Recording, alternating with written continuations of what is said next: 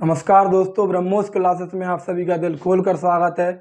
देखिए, बात करते हैं सिंधु घाटी सभ्यता की। जहाँ तक छोड़ दिया था उसके आगे बात करेंगे। 2 क्लासें मैं आपके सामने सिंधु घाटी सभ्यता की पढ़ा चुका हूँ और 1-2 क्लास और होंगी जिसमें सिंधु घाटी सभ्यता समाप्त हो जाएगी पेपर की दृष्टि से। वैसे तो अगर पढ़ने के लिए बैठ जाएं तो फिर 20 क्लासें भी ले लोगे तो भी समाप्त नहीं होगी, लेकिन अपने पेपर की दृष्टि से आप जिस लेवल की तैयारी कर रहे हो, एसएससी जीडी यूपी प्लस, समझ रहे, तो उसके लेवल से 1-2 क्लास और होंगी। इसमें आज बात करते हैं। कल मैंने आपको हड़प्पा पढ़ा दिया था, मोहनजोदड़ो के बारे में पढ़ा दिया था। मोहनजोदड़ो को सिंध का बाग कहते हैं। मोहनजोदड़ो का अर्थ मृतकों का टीला होता है। नर्तकी की कांस्य मूर्ति मोहनजोदड़ो से मिली थी। मातृ देवी की भी मूर्ति मोहनजोदड़ो से मिली थी। मैंने आपको ऑक्सफोर्ड सर्कस पद्धति भी बताई थी, जो कि बहुत ही महत्वपूर्ण क्वेश्चन था, जो शायद आपने मतलब जो बुक है लूसेंट वगैरह उसमें आपने नहीं देखा होगा। आप देख लेना, यकीन नहीं हो तो आप और भी बुक देख लेना जीके की, अगर आपने पढ़ी हो तो देख लेना, आपको वो क्वेश्चन नहीं मिलेगा कि जो हड़प्पा की जो सड़कें थी, जो हड़प्पा से नगर था, वो 2 भागों में बटा था। एक तो पूर्वी टीला और एक पश्चिमी टीला। पूर्वी टीला को नगर टीला, दुर्ग टीला कहते थे और पश्चिमी टीला को नगर टीला कहते थे। जिसमें जो सड़कें थी वो 90 डिग्री पर काट रही थी, तो उसको ऑक्सफोर्ड सर्कस पद्धति कहा गया था। मैंने डायग्राम भी बताया था आपके सामने, आप देख लेना, कोई सी भी बुक उठा कर देख लेना। जो छोटी मोटी बुकें हैं उसमें आपको नहीं मिलेगा जो क्वेश्चन, आप अच्छे से देख लेना, लूसेंट खोल के देख लेना। आप पूजा की बुक आती उसको भी देख लेना आप, ठीक है। आज बात करते हैं आगे चंद्रहूदड़ो की, शहर की बात करते हैं। अगला जो शहर है सिंधु घाटी सभ्यता का, वो है चंद्रहूदड़ो, ठीक है, चंद्रहूदड़ो, ठीक है। चंद्रहूदड़ो की बात करें तो चंद्रहूदड़ो की खोज सबसे पहले तो चंद्रहूदड़ो की खोज की थी वो एन जी मजूमदार ने की थी। किसने करी थी? एन.जी. मजूमदार ने की थी, ठीक है। यहाँ पर पूरा नाम लिख लो, नानी मजूमदार आप लिख लेना, ठीक है। 1930 से 1931 के समय, 1930 से 1931 ईस्वी के समय की थी, ठीक है। अगर तुमसे पूछ ले कि चंद्रहूदड़ो किस नदी के किनारे स्थित है, तो चंद्रहूदड़ो सिंधु नदी के किनारे स्थित है, ठीक है। कहाँ पर स्थित है? तो ये स्थित है पाकिस्तान के नवाबशाह जिला, नवाबशाह जिला, नाम भी तो देखो कैसा है, नवाबशाह, ठीक है। पाकिस्तान के नवाबशाह जिला में स्थित है, नदी सिंधु नदी के किनारे। अगर तुमसे पूछ ले जो इसका उत्खनन है, देखिए खोज एन.जी. मजूमदार या फिर नानी मजूमदार ने की थी, लेकिन जो उत्खनन मतलब खुदाई किसने करवाई थी? जो उत्खनन है, इसका उत्खनन अर्नेस्ट मैके ने, एक व्यक्ति थे अर्नेस्ट मैके ने 1935 ईस्वी में कराया, ठीक है। कब कराया? 1935 ईस्वी में कराया। यहाँ से देखिए चंद्रहूदड़ो एक औद्योगिक नगर था, ये भी आप देख लेना, ठीक है। चंद्रहूदड़ो एक कैसा नगर था? औद्योगिक नगर था। ऐसे पॉइंट आपको किताबों में बहुत कम मिलेंगे। चंद्रहूदड़ो, और अधिकतर एग्जामिनर पेपर में ऐसे ही क्वेश्चन पूछता है। अभी आपने देख लिया होगा यूपी SSC पीईटी में आपने भी पढ़ा था और हमने भी पढ़ाया था, ये नहीं कह रहा कि नहीं पढ़ाया था, हमने भी मोहनजोदड़ो पढ़ाया था, लेकिन उस क्वेश्चन की तुलना नहीं करी थी। झूठ नहीं बोलेंगे, काहे को हम आपके सामने आके कह दें कि हाँ हमने पढ़ाया था और ऐसा कुछ पढ़ाया नहीं था, समझ रहे। तो देखिए पेपर में पूछा गया, हमसे इतना बताया था कि मोहनजोदड़ो से नर्तक की कांस्य मूर्ति मिली, इतना तो बताया था, और ये भी बताया था कि वो कांस्य की थी। लेकिन पेपर में क्या पूछा कि जो मोहनजोदड़ो से नर्तकी की कांस्य मूर्ति मिली वो किस लिपि में बनी थी? आप समझ रहे? तो अधिकतर बच्चे इसमें मतलब आउट हो चुके थे। तो इसी प्रकार के क्वेश्चन पूछता है मतलब एग्जामिनर, और जो कि बुक में आप आजकल मतलब बहुत कम मिलते क्योंकि कंपटीशन लेवल बढ़ चुका है। देखिए बात करते हैं जो चंद्रहूदड़ो था, ये एक औद्योगिक नगर था। कैसा था? चंदहुदड़ो औद्योगिक नगर था। आप तो सिर्फ नोट करते चलो, बाकी सब मुझ पे छोड़ दो। चंदहुदड़ो एक औद्योगिक नगर था। अगर तुमसे पूछ ले कि मनके बनाने के कारखाने कहाँ से मिले, मनके बनाने के कारखाने,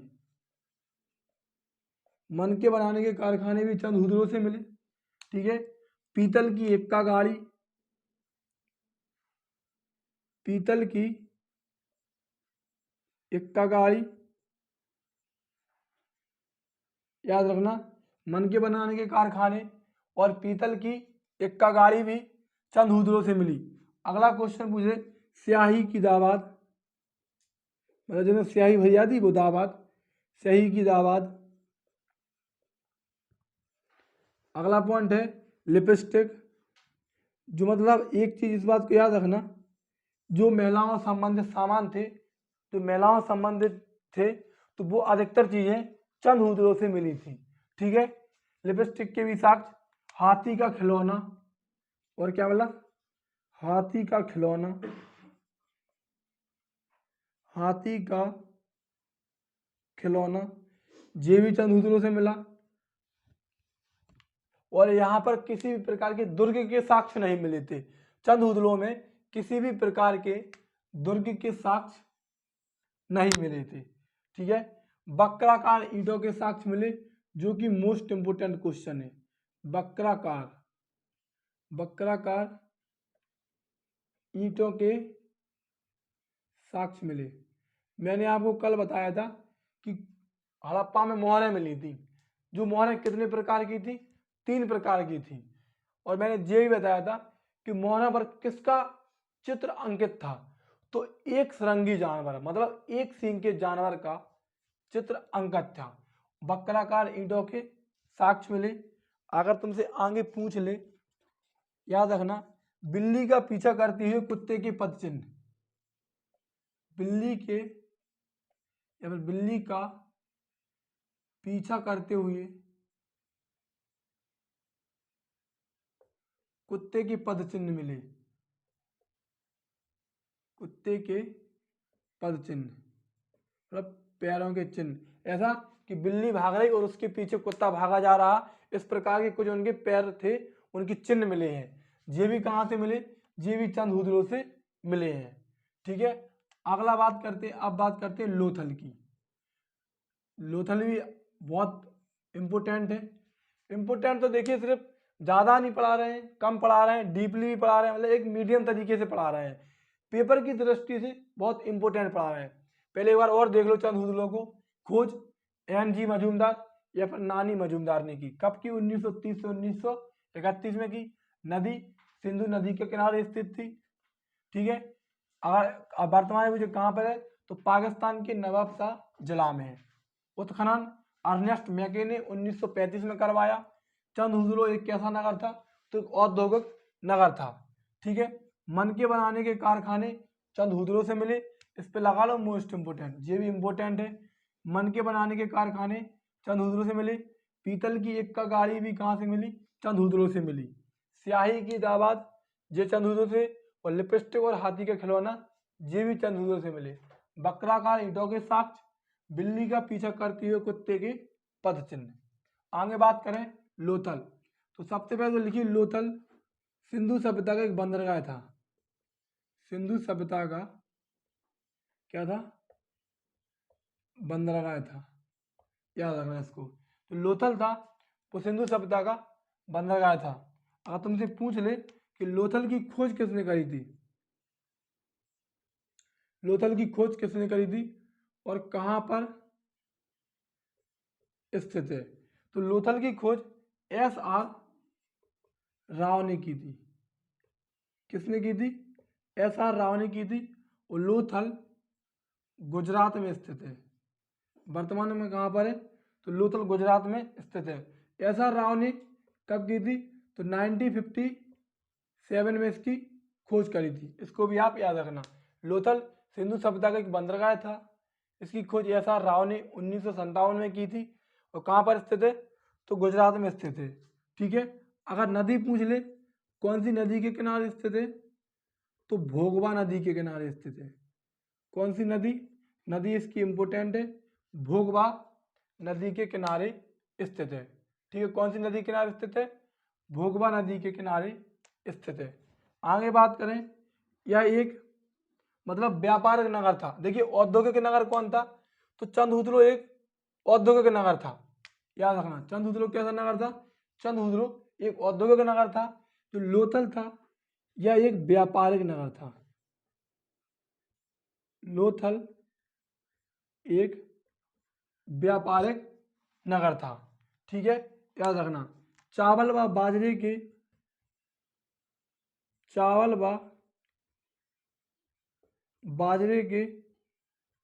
प्रथम साक्ष्य, चावल व बाजरे के प्रथम साक्ष्य मतलब सिंधु घाटी सभ्यता में चावल व बाजरे के प्रथम साक्ष्य कहाँ से मिले थे, तो लोथल से मिले थे। इसको भी आप याद रखना। चक्की की दो पार्टें, चक्की की दो पार्टें, ये भी कहाँ से मिली, तो ये भी लोथल से मिली। बाट मापतोल। अब एक बात बताओ, देखिए एक बात बताओ, जब तुमसे पूछा गया कि जो लोथल था वो कैसा नगर था, व्यापारिक नगर था, और जो बाट मापतोल, जो बांट रहे थे मापतोल के, ये कहाँ से मिले, लोथल से। तो मतलब व्यापार करते थे तो लोग बांट मतलब नाप तोलने का काम तो करेंगे ना, समझ रहे। तो बांट और माप तोल का सामान भी कहाँ से मिला, लोथल से मिला। लोथल एक व्यापारिक नगर था और चंदहुदलो एक औद्योगिक नगर था। इस बात को अच्छे से याद रखना।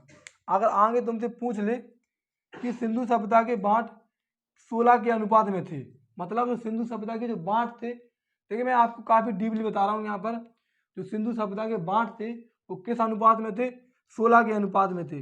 कैसे थे, देख लो कुछ इस प्रकार थे, 16, 64, 160, 320, 640, कुछ इस अनुपात में थे सिंधु सभ्यता के बांट। बांट का जो अनुपात था कि वो 16 के अनुपात में थे सिंधु सभ्यता के जो बांट थे।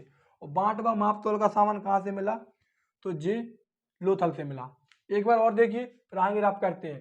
चंदहुदलो खोज एनजी मजूमदार रानी मजूमदार ने 1930 से 1931 में की। नदी सिंधु नदी स्थित पाकिस्तान के नवाबशाह जिला। उत्खनन अर्नेस्ट मैके ने 1935 में करवाया। चंदहुदलो एक औद्योगिक नगर था। मन के बनाने के कारखाने चंदहुदलो से मिले। पीतल की इक्का गाड़ी, स्याही की दबाद, लिपस्टिक, हाथी का खिलौना, बक्राकार ईंटें और बिल्ली का पीछा करते हुए कुत्ते के पदचिन्ह, ये सब चंदहुदलो से थे। लोथल सिंधु सभ्यता का एक बंदरगाह था। खोज एस आर राव ने 1957 में की। स्थित गुजरात में है। नदी अगर तुमसे पूछ ले तो भोगवा नदी है। एक व्यापारिक नगर था। चावल व बाजरे के प्रथम साक्ष्य मतलब सिंधु घाटी सभ्यता में चावल व बाजरे के सबसे पहले साक्ष्य लोथल में मिले थे। चक्की की दो पाटें, पाट मापतोल और जो जो बांट थे वो 16 के अनुपात में थे। कुछ इस प्रकार थे। ठीक है, फारस की मुद्रा भी मिली। अब देखिए मुद्रा का तो एक मिलना तय है, क्योंकि बंदरगाह था तो लोग आते जाते रहते थे। ऐसा मानना है कि लोग आते जाते रहते थे। व्यापारिक नगर था और सिंधु सभ्यता का बंदरगाह था, तो कई देशों से लोग आते जाते रहते थे। तो मतलब मुद्रा के कहाँ से मिलेगी मुद्रा, तो बंदरगाह पर ही मिलेगी। फारस की मुद्रा, फारस की मुद्रा के साक्ष्य मिले, इसको भी याद रखना। चोंच में मछली दबाई हुई चिड़िया और पेड़ के नीचे खड़ी लोमड़ी की कहानी के चित्र भी लोथल से मिलते हैं। पहले इसको रब कर लेते हैं, आगे बात करेंगे। देखिए तुमसे पूछ ले कि चोंच में मछली दबाई हुई है चिड़िया और पेड़ के नीचे खड़ी लोमड़ी के साक्ष्य भी कहाँ से मिले थे, तो ये भी लोथल से मिले थे। आगे नोट करते हैं इसको।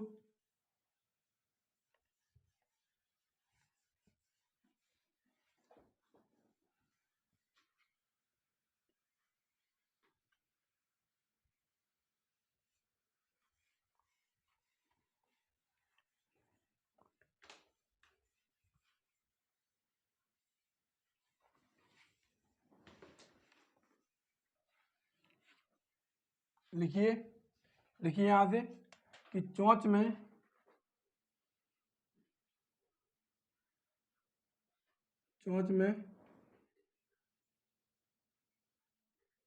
मछली दबाए हुए चिड़िया और पेड़ के नीचे खड़ी लोमड़ी। पेड़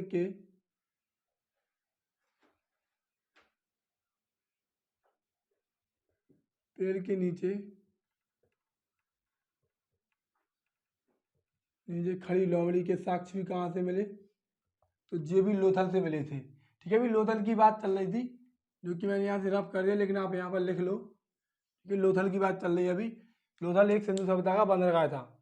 चौच में मछली दबाई हुई चिड़िया और पेड़ के नीचे खड़ी लोमड़ी। शायद पेड़ के नीचे खड़ी लोमड़ी एक वो कहानी है, कोई मुझे याद नहीं आ रही, जो पंचतंत्र में नहीं है, आप देख लेना, मैं आपको शायद अगली क्लास में बता दूंगा। वो उस पर आधारित है, मतलब कहानी है, मैं आपको बता दूंगा। एक इंटरेस्टिंग कहानी है, आप उसको देख लेना, इसलिए बता रहा मैं। तो चौथ में मछली दबाई हुई चिड़िया और पेड़ के नीचे खड़ी लोमड़ी के साक्ष्य भी लोथल से मिले। आगे अगर तुमसे पूछ ले तो याद रखना, लोथल के कब्रिस्तान से महिलाओं और पुरुषों को एक साथ दफनाने के साक्ष्य मिले। जो लोथल में जो कब्रिस्तान थे, लोथल में जो कब्रिस्तान थे, इसमें महिलाओं और पुरुषों को एक साथ दफनाने के साक्ष्य मिले। एक साथ दफनाने के साक्ष्य मिले, मतलब महिलाओं और पुरुषों को एक साथ दफना दिया जाता था। लोथल में जो कब्रिस्तान थे उसमें महिलाओं और पुरुषों को एक साथ दफनाने के साक्ष्य मिले। इसको भी आप याद रखना। आगे अगर तुमसे पूछ ले, और इसे एक कहा गया है कुछ, इसे कहा जाता था युगल समाधान। युगल समाधान, इस बात को भी अच्छे से याद रखना। क्या कहा जाता था? तो इसे युगल समाधान कहा जाता था। आगे अगर तुमसे पूछ ले तो गोदीवाड़ा या फिर डॉकयार्ड। गोदीवाड़ा इंग्लिश में कहते हैं इसे डॉकयार्ड। क्या कहते? गोदीवाड़ा या डॉकयार्ड के भी साक्ष्य मिलते हैं यहाँ से। ठीक है, लोथल से गोदीवाड़ा या डॉकयार्ड के भी साक्ष्य लोथल से मिलते हैं। आगे लिखो, आगे तुमसे पूछ ले, वो जो गोदीवाड़ा, वो जो डॉकयार्ड थी, जो सिंधु घाटी सभ्यता की सबसे बड़ी इमारत थी। देखो बच्चे लगाते थे क्या, मोहनजोदड़ो का जो स्नानागार था वो मोहनजोदड़ो की सबसे बड़ी इमारत थी, वो की सिंधु घाटी सभ्यता की सबसे बड़ी इमारत नहीं थी। और अधिकतर बच्चे वही पेपर में लगा देते हैं कि जो स्नानागार था वो सिंधु घाटी सभ्यता की सबसे बड़ी इमारत थी, ये लगा देते हैं, लेकिन ये गलत हो जाता। गोदीवाड़ा जो डॉकयार्ड था ये सिंधु घाटी सभ्यता की सबसे बड़ी इमारत थी, और जो स्नानागार था वो सिर्फ मोहनजोदड़ो की सबसे बड़ी इमारत थी। लिखो, सिंधु घाटी सभ्यता की सबसे बड़ी इमारत, पूरी सिंधु घाटी सभ्यता की सबसे बड़ी इमारत थी कौन? गोदीवाड़ा या फिर डॉकयार्ड, सबसे बड़ी इमारत। अगर तुमसे पूछ ले स्नानागार, तो वो सिर्फ मोहनजोदड़ो की सबसे बड़ी इमारत थी। ठीक है, आगे अगर तुमसे पूछ ले समुद्र की देवी, समुद्र की देवी इन्हें नाम दिया गया था सिकोत्री माता। कौन सा? सिकोत्री माता। इसके भी देखिए, समुद्र की देवी सिकोत्री माता के भी साक्ष्य कहाँ से मिले थे? तो वो भी लोथल से मिले थे। आगे बात करें खोपड़ी की शल्य चिकित्सा, खोपड़ी की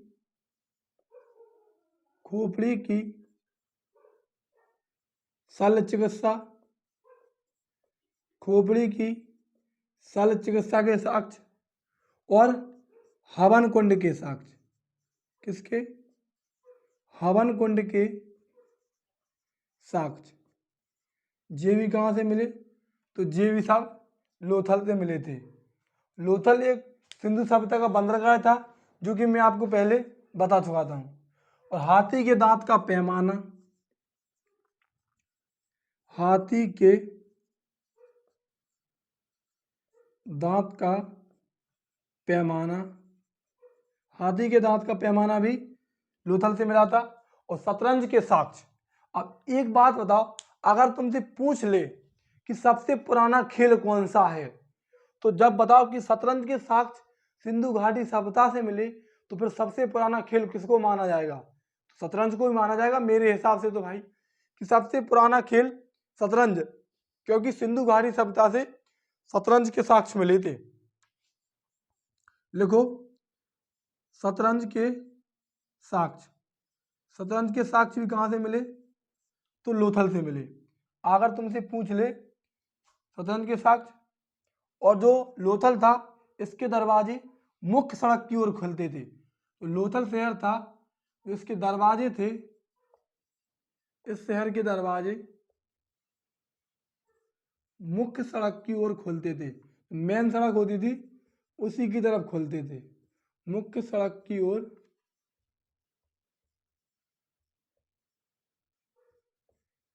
खुलते थे। ठीक है, लोथल में मुख्य जो दरवाजे थे वो मुख्य सड़क की ओर खुलते थे।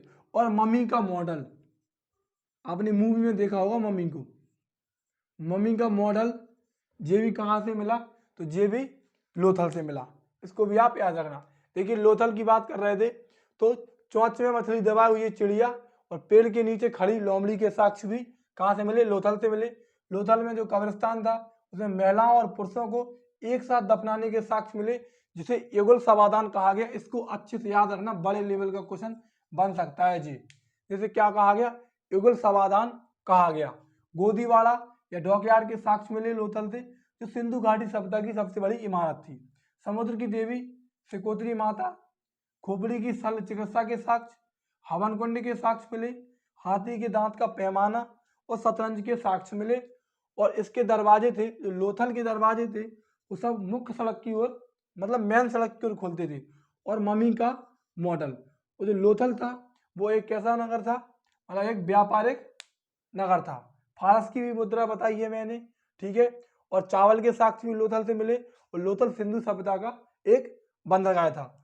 और अभी करंट का क्वेश्चन लिख लो कि समुद्री विरासत संग्रहालय लोथल में खोला जा रहा। कहाँ पर? समुद्री विरासत संग्रहालय, समुद्री विरासत संग्रहालय कहाँ पर खोला जा रहा?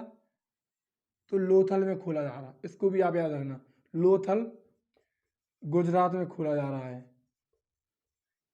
समुद्री विरासत संग्रहालय लोथल गुजरात में खोला जा रहा है। और लोथल किस नदी किनारे था? तो अभी मैंने बताया था आपको, इसको भी आप याद रखना, भोगवा नदी के किनारे स्थित था। एसआर राव ने इसकी खोज करी थी। चलिए आगे बात करते हैं। अगला नाम लिखो, अगला नाम है बनावली। बनावली या बनवाली, मतलब अलग अलग मिलता है, जो भी देखिए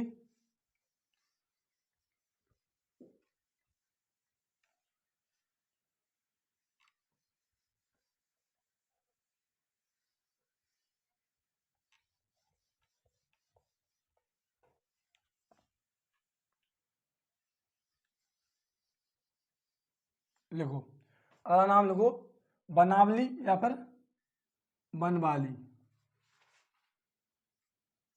बनावली या फिर बनवाली। इसके बारे में बात करते हैं। अगर तुमसे पूछ ले कि इसकी खोज किसने करी थी, तो इसकी खोज आर.एस. बिष्ट ने करी थी। किसने करी थी? इसकी खोज आर.एस. बिष्ट ने करी थी। पूरा नाम लिखना हो तो पूरा नाम लिख लो, रविंद्र सिंह बिष्ट ने करी थी। ठीक है भाई, चलिए कब करी थी? तो 1973 से 1974 के ईस्वी में की थी। ठीक है, कहाँ, कौन सी नदी के किनारे में स्थित है? तो घग्गर नदी के किनारे स्थित है। कौन सी नदी किनारे स्थित है? घग्गर नदी के किनारे स्थित है। और शायद नदी सुन के आपको ये भी पता चल गया होगा कि कहाँ पर स्थित है? तो हिसार हरियाणा में स्थित है। हिसार हरियाणा में स्थित है। ठीक है, कौन सी नदी के किनारे? तो घग्गर नदी के किनारे स्थित है और हिसार हरियाणा में स्थित है। घग्गर नदी को एक नदी के नाम से और जाना जाता, अगर जे ना मिले ऑप्शन में तो रंगोई नदी। कौन सी नदी? रंगोई नदी। और इनको ही प्राचीन सरस्वती कहते। क्या कहते? सब बता दिया मैंने आपको, अब बस आप पढ़ लेना इसको अच्छे से। ठीक है, देखो घग्गर नदी किनारे इसे रंगोई नदी भी कहते, और इन दोनों को ही प्राचीन सरस्वती कहते हैं। अगर तुमसे पूछ ले, याद रखना, सरसों के ढेर के साक्ष्य किसके? सरसों के ढेर के साक्ष्य, सरसों के ढेर के साक्ष्य, उत्तम किस्म की जौ के साक्ष्य, अच्छी क्वालिटी, उत्तम किस्म की जौ के साक्ष्य। ठीक है, तांबे के बाणाग्र, तांबे के बाणाग्र, और मिट्टी के बर्तन। और क्या? मिट्टी के बर्तन। ये सब कहाँ से मिले? तो ये सब बनावली से मिले। और याद रखना, बनावली जो शहर था सिंधु घाटी सभ्यता का, इसमें जल निकास प्रणाली नहीं थी, मतलब नाली नहीं थी। आप तो ये समझ लो सीधी बात, मतलब बनावली में जल निकास प्रणाली नहीं थी, मतलब नाली नहीं थी इसमें। लिख लो, इसमें जल निकास प्रणाली नहीं थी, पानी निकलने की कोई व्यवस्था नहीं थी। तो यहाँ का प्रधान था वो कमजोर था। ठीक है, जल निकास प्रणाली नहीं थी। तुमसे डायरेक्ट पूछेगा कि सिंधु घाटी सभ्यता के भाई कौन सा शहर था जिसमें जल निकास प्रणाली नहीं थी, तो वो बनावली है। आगे याद रखना, मिट्टी के हल के साक्ष्य मिले। मिट्टी का हल, मिट्टी का हल के साक्ष्य मिले कहाँ से? ये भी बनावली से मिले। और नारी की मरण मूर्ति, नारी की मरण मूर्ति, इसके भी साक्ष्य कहाँ से मिले? तो इसके भी साक्ष्य बनावली से मिले। इसको भी आप अच्छे से याद रखना। देखिए एक बार और देखिए, बनावली या फिर बनवाली, खोज RS बिष्ट या फिर रविंद्र सिंह बिष्ट ने करी थी 1973 से 1974 में। नदी घग्गर नदी या रंगोई नदी, इसको प्राचीन सरस्वती भी कहते हैं, स्थित हिसार हरियाणा में है। सरसों के ढेर के साक्ष्य मिले, उत्तम किस्म की जौ के साक्ष्य मिले, तांबे के बाणाग्र और मिट्टी के बर्तन। जल निकास प्रणाली नहीं थी यहाँ पर। ठीक है, मिट्टी का हल के साक्ष्य मिले और नारी की मरण मूर्ति के साक्ष्य मिले। इसको भी आप याद रखना। ठीक है दोस्तों, यदि आपको क्लास अच्छी लगी हो तो चैनल को सब्सक्राइब करें और अपने उन दोस्तों तक भी शेयर करें जो कि किसी न किसी एग्जाम की तैयारी कर रहे हैं, तो उनके लिए ये क्लास अति महत्वपूर्ण हो सके। धन्यवाद।